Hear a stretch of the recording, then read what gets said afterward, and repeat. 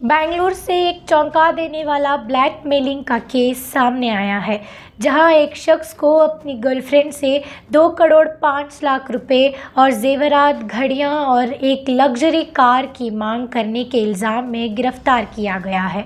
मोहन कुमार और 20 साला मुतासिरा लड़की की मुलाकात स्कूल के ज़माने में हुई थी और वो अच्छे दोस्त बन गए थे।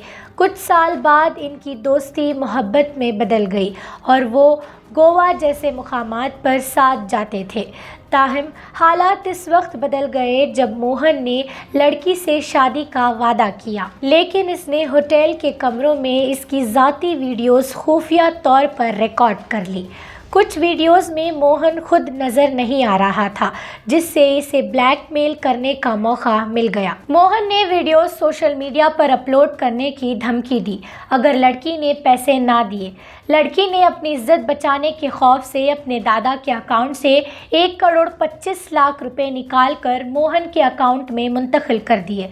इसके अलावा इसने नकद रकम में 1 करोड़ 32 लाख रुपए भी दिए हैं। मोहन की मांगे सिर्फ पैसे तक महदूद नहीं रहीं, इसने महंगे जेवरात, घड़ियां और लग्जरी कार भी तलब की।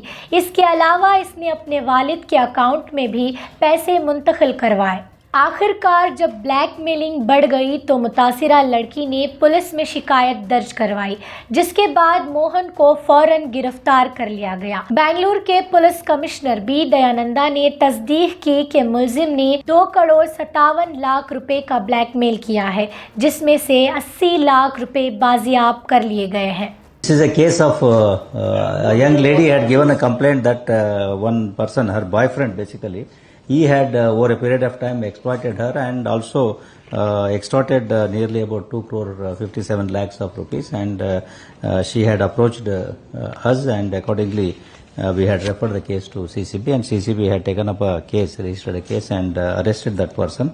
And during the course of investigation they have also recovered about 80 lakh rupees of money from the accused.